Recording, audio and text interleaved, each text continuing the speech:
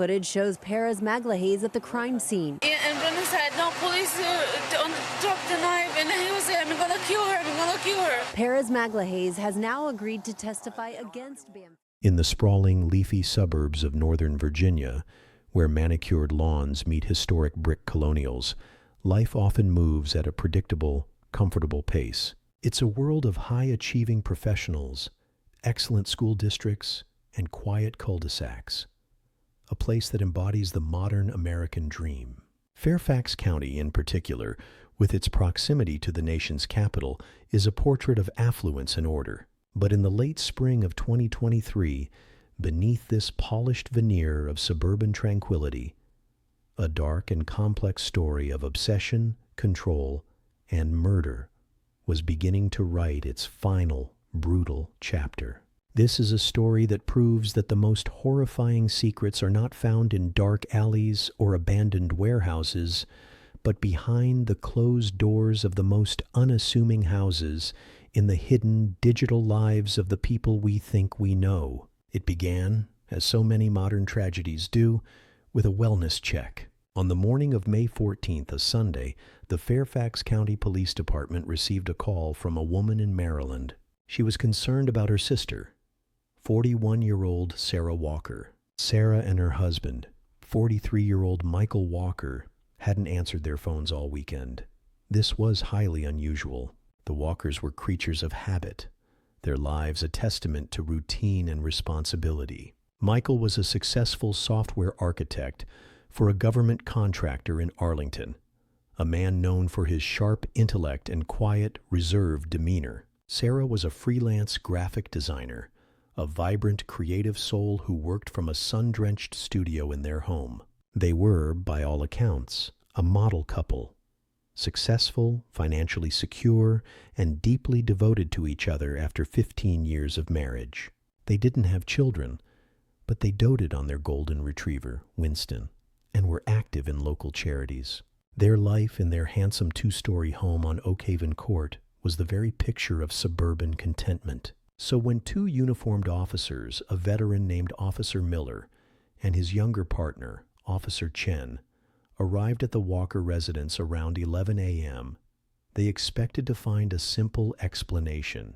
Perhaps the couple had gone on a spontaneous weekend trip and forgotten their phones, or maybe they were simply sleeping in late. The house was immaculate from the outside. The grass was neatly trimmed, and blooming azaleas added a splash of vibrant pink to the landscape. A late-model Volvo and a Lexus SUV were parked in the driveway. Nothing looked out of place. Officer Miller rang the doorbell. The cheerful, melodic chimes echoed, followed by silence. He rang it again, then knocked firmly on the solid oak door. "Fairfax County Police," he announced, his voice carrying in the quiet Sunday morning air. "Anyone home?" Still, there was no response.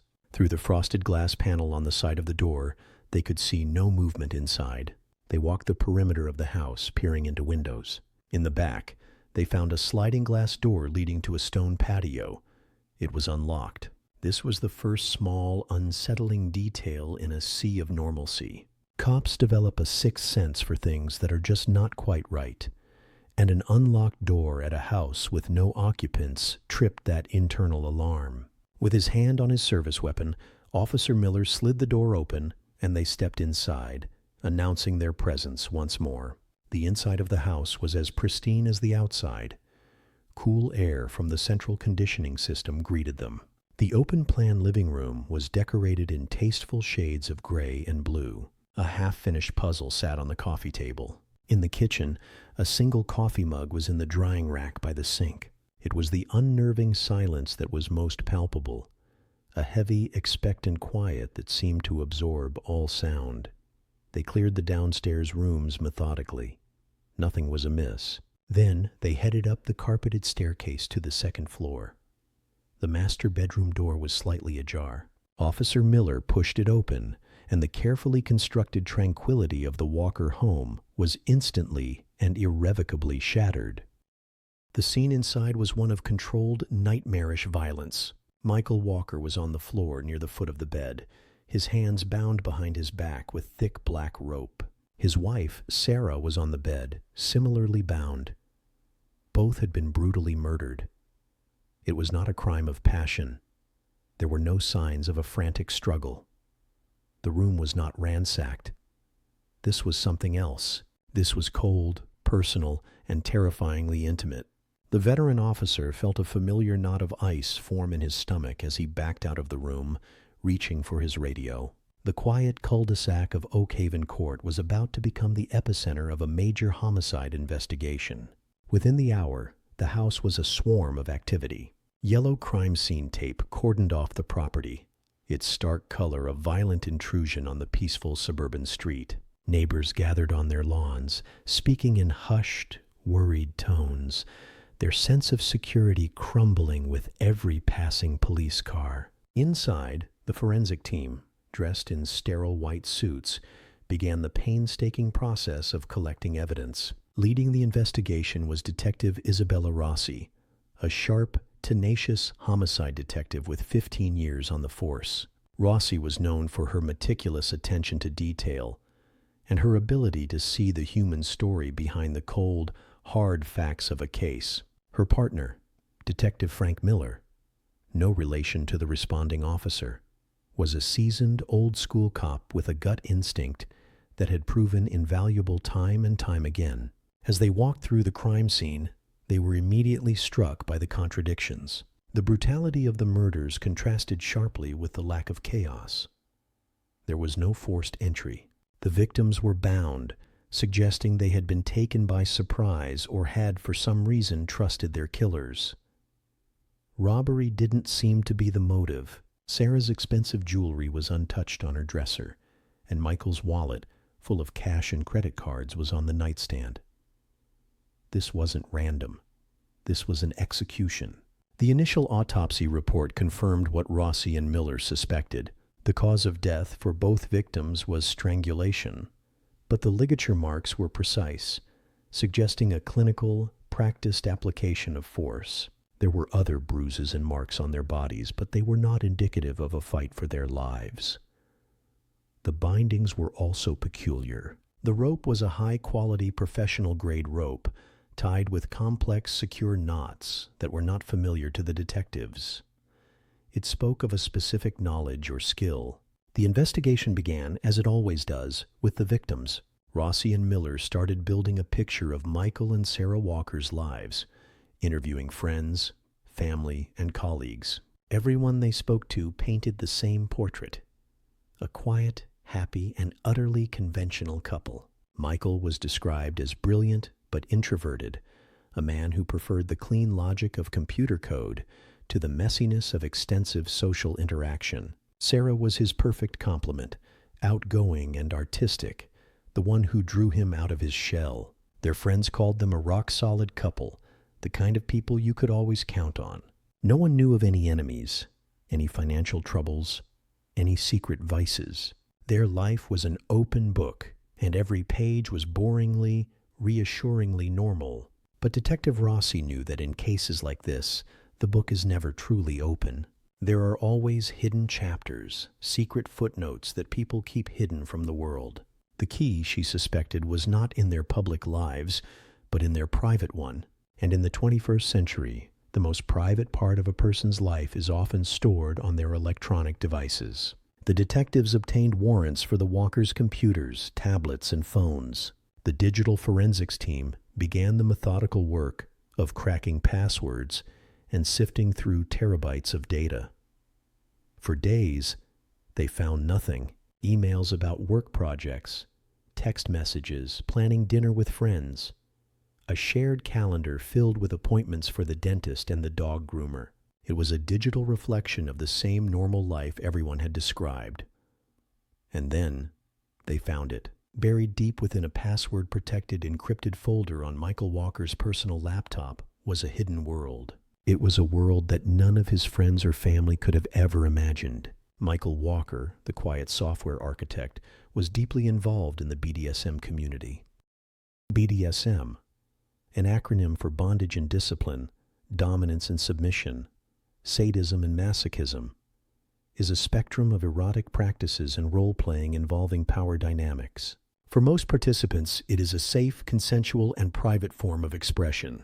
But like any subculture, it can have its darker fringes, places where fantasy can curdle into something dangerous. Michael's digital life revealed he was a master or dominant in this world.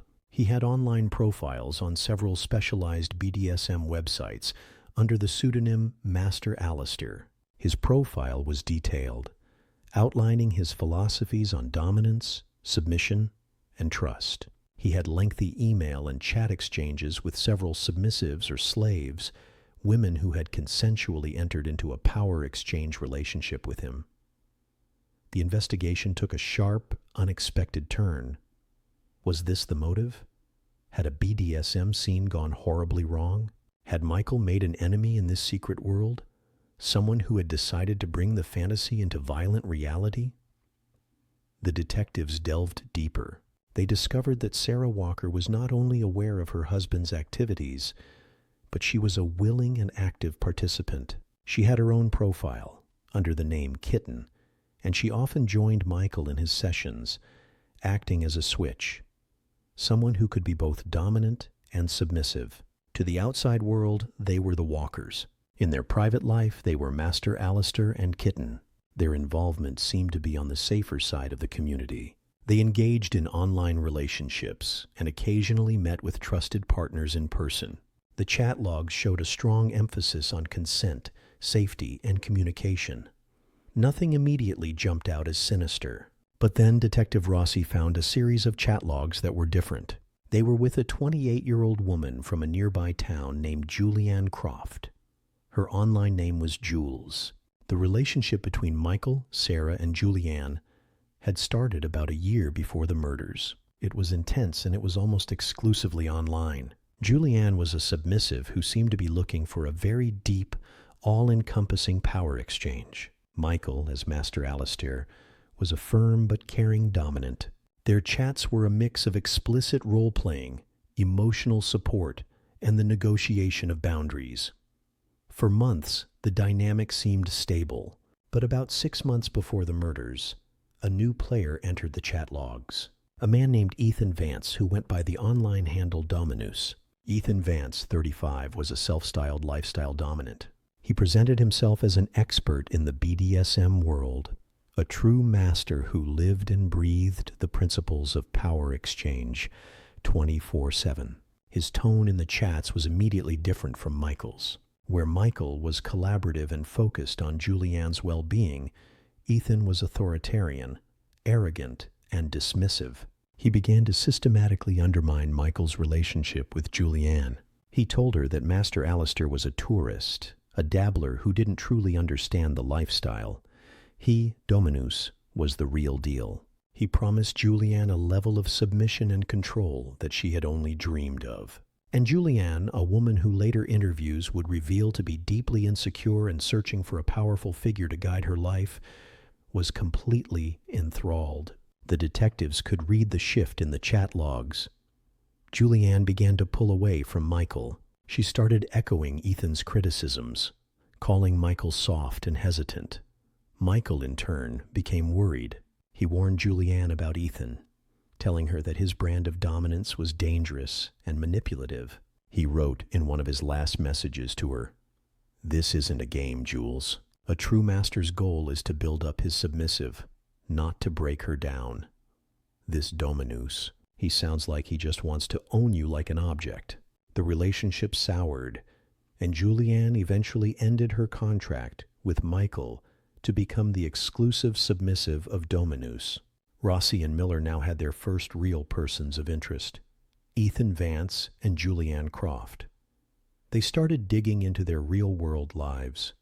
Julianne Croft lived in a small apartment in Manassas, about a 30-minute drive from the Walkers' home. She worked as a veterinary technician. Friends described her as sweet and kind, but also as a bit of a lost soul, someone who was always searching for something or someone to give her life meaning. She had a history of falling into intense, all-consuming relationships. Ethan Vance was harder to pin down. He lived in a modern, sterile condo in Reston. He worked in IT security, a job that gave him an advanced understanding of computers and online anonymity. He was single, had few friends, and was described by his colleagues as intelligent but also arrogant and condescending. He had no criminal record, but he had a reputation for being a social predator, a man who enjoyed mind games and emotional manipulation. He was a classic narcissist. The theory began to form in the detectives' minds.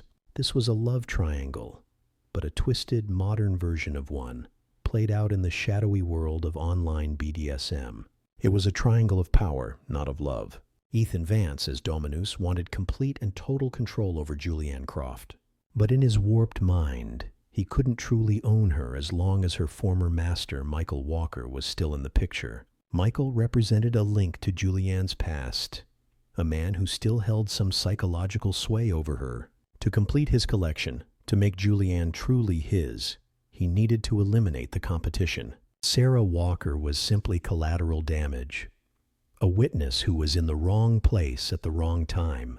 It was a chilling and audacious theory, but it fit the strange, ritualistic nature of the crime scene. The bindings, the lack of struggle, the clinical execution, it all pointed to a killer who was acting out a dark fantasy of ultimate control. Now, they had to prove it. The digital trail was their best bet. They secured a warrant for Ethan and Julianne's electronic devices and online accounts. What they found was a goldmine. Ethan and Julianne's private chats were even more disturbing than they had imagined. In the weeks leading up to the murders, Ethan had been grooming Julianne, not just as a submissive, but as an accomplice. He framed the idea of murdering Michael Walker as the ultimate test of her devotion, the final, irreversible act that would sever her from her old life and bind her to him forever. He called it the cleansing. The chats were a horrifying blend of BDSM terminology and cold-blooded planning. To be truly collared by me, my jewels, you must have no other master, past or present, Ethan wrote in one message. Alistair is a ghost that still haunts you. We must exorcise this ghost. It is the only way for you to be truly free to serve me. Julianne at first seemed hesitant. She expressed fear and doubt. But Ethan was a master manipulator. He used a combination of praise, threats, and psychological games to break down her resistance. He would shower her with affection, calling her his perfect slave, and then threaten to abandon her, leaving her all alone if she didn't prove her loyalty. He preyed on her deepest fears of abandonment. Slowly, horrifyingly, the chat logs show her resolve crumbling. She begins to participate in the planning. They discuss the Walkers' schedule, the layout of their house, and the best time to strike. Julianne, who had learned details about the Walkers' life during her online relationship with Michael, provided crucial intelligence. She knew they rarely locked their backsliding door. The detectives also found search histories on Ethan's computer. How to silence a dog, best knots for binding, how long to hold a chokehold, and, most damningly, Fairfax County Police response times. They had found the premeditation. Now they needed the physical evidence to tie them to the scene. The forensic team went over the Walker house with a fine-toothed comb. They found a single microscopic fiber on the carpet near Michael's body. It was a dark blue synthetic fiber that didn't match any of the clothing or textiles in the Walker home. They also found a partial shoe print in the soil of a flower bed just outside the back patio door. It was from a specific brand of tactical boot. The detectives brought Ethan Vance and Julianne Croft in for questioning separately and simultaneously. Ethan was exactly as his reputation had suggested. He was calm, arrogant, and condescending.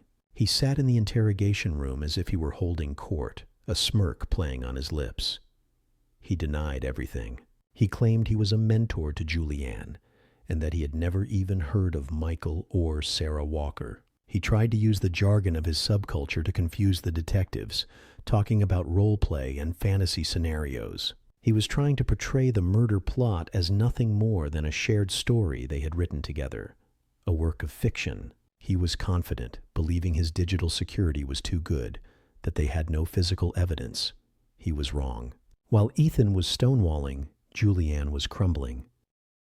Detective Rossi interrogated her, not with aggression, but with a calculated display of empathy. Rossi could see that Julianne wasn't a monster, but a deeply broken person who had been expertly manipulated by a sociopath.